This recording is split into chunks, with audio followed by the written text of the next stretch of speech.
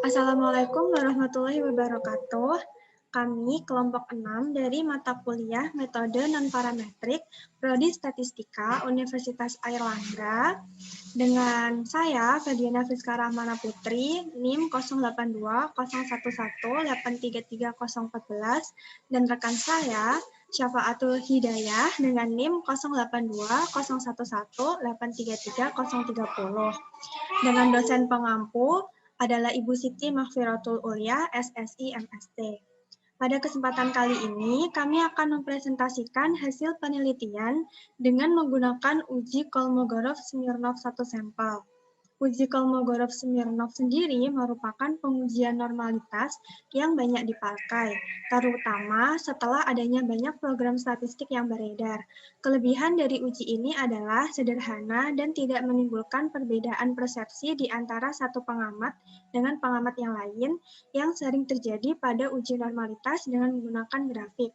Konsep dasar dari uji normalitas Kolmogorov-Smirnov sendiri adalah dengan membandingkan distribusi data atau data yang akan diuji normalitasnya dengan distribusi normal baku.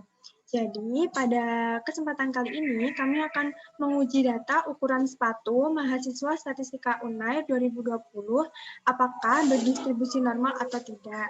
Selanjutnya, pembahasan akan dilanjutkan oleh rekan saya, Syafaatul Hidayah. Baik, saya akan memulai pembahasannya ya. Sudah terlihat kan ya?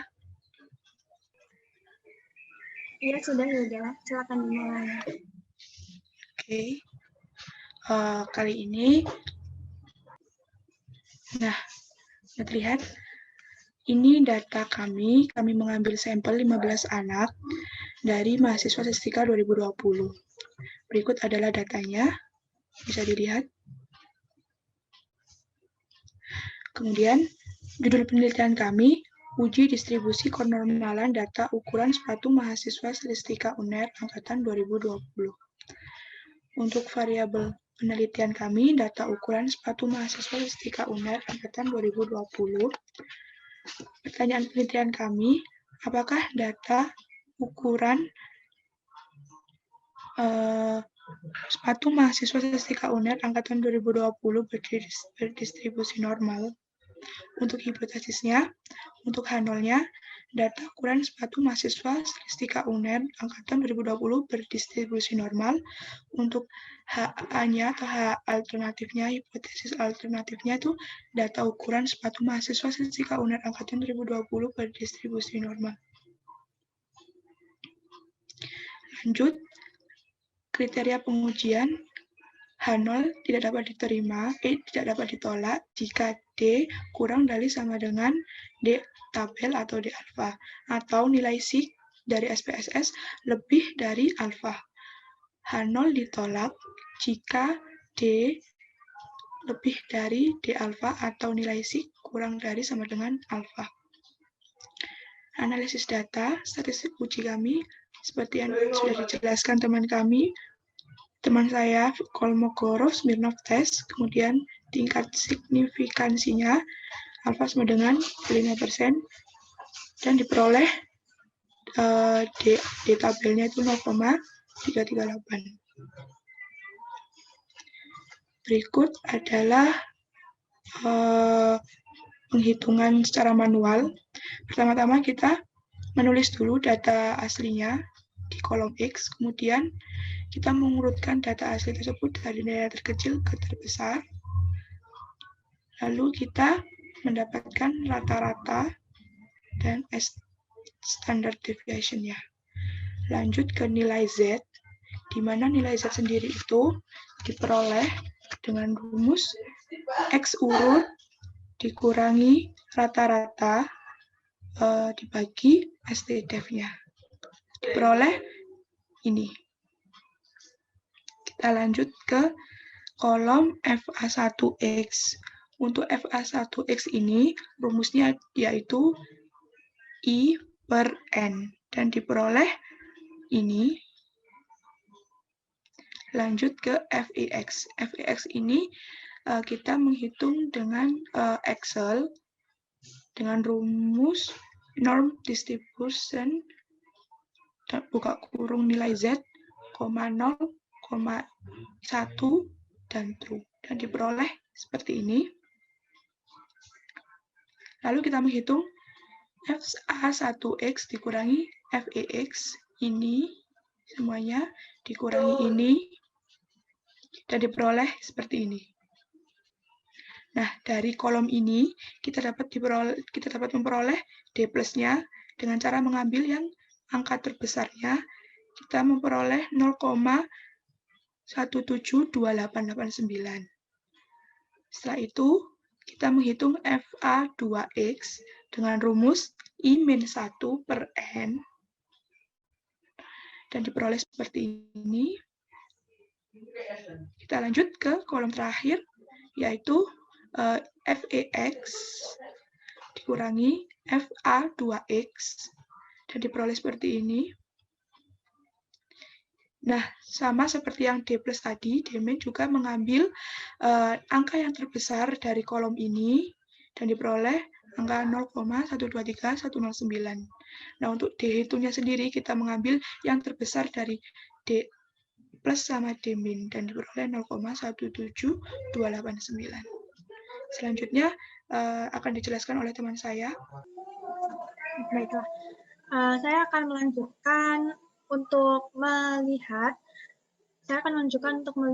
nilai D alfa atau di tabelnya. Jadi, kita bisa memperoleh D alfa atau di tabelnya itu, pertama dilihat sampel size-nya. Karena kita ukuran sampelnya adalah 15, maka kita ada di sini. Kemudian level of significance-nya, kita alfanya adalah 5% atau 0,05, sehingga ini ditarik ke sini, ini ketemu 0,338. Selanjutnya, saya akan menjelaskan mencari nilai D signifikansinya melalui SPSS. Pertama-tama, kita menginputkan dulu seluruh datanya ke dalam tabel variabel. Seperti ini. Setelah itu, kita menuju pilihan Analyze, kemudian memilih yang non-parametric test, kemudian pilih yang Legacy Dialogues. Karena kita menggunakan uji Kolmogorov Smirnov satu sampel, maka pilih yang satu sampel KS. Setelah itu, masukkan variabel yang berisi data-data tadi ke dalam kolom tes variabel list dengan cara panah ini. Selanjutnya, karena kita akan menguji kenormalitasan data tersebut, maka pilih yang test distribution-nya adalah normal test. Kemudian pencet OK, lalu inputnya adalah seperti ini. Di sini kita bisa melihat ukuran sampelnya adalah 15, kemudian normal parameter dengan mean atau rata-ratanya adalah 39,933 dan standard deviation atau simpangan bakunya adalah 1,9447. Lalu kita bisa lihat di sini kalau asymptotic to tail-nya adalah 0,2. Ini yang digunakan sebagai signifikansi yang akan dibandingkan dengan alpha. Kemudian bisa bantu share screen yang kesimpulan. Setelah kita mengetahui hasil dari D-tabel, dihitung, kemudian signifikan dari SPSS, sehingga berdasarkan hasil analisis dari sampel berukuran 15 dengan tingkat signifikansi sebesar 0,05, maka diperoleh D alpha atau D tabelnya adalah 0,338 dan asymmetric-nya adalah 0,2 yang diperoleh dari software SPSS. Karena nilai D hitung itu 0,172889 itu kurang dari sama dengan D alpha sebesar 0,338 atau karena nilai asymmetric-nya adalah 0,2 lebih besar dari alpha 0,05, maka dapat ditarik kesimpulan bahwa hipotesis nolnya tidak dapat ditolak, sehingga hipotesis yang menyatakan data ukuran suatu mahasiswa statistika UNER angkatan 2020 berdistribusi normal dapat diterima. Sekian presentasi dari kelompok 6. Apabila ada kurang lebihnya, kami mohon maaf yang sebesar-besarnya. Saya Fediana Fiskara Mana Putri, lalu rekan saya, Syafatul Hidayah. Kami mohon izin untuk pamit. Terima kasih. Wassalamualaikum warahmatullahi wabarakatuh.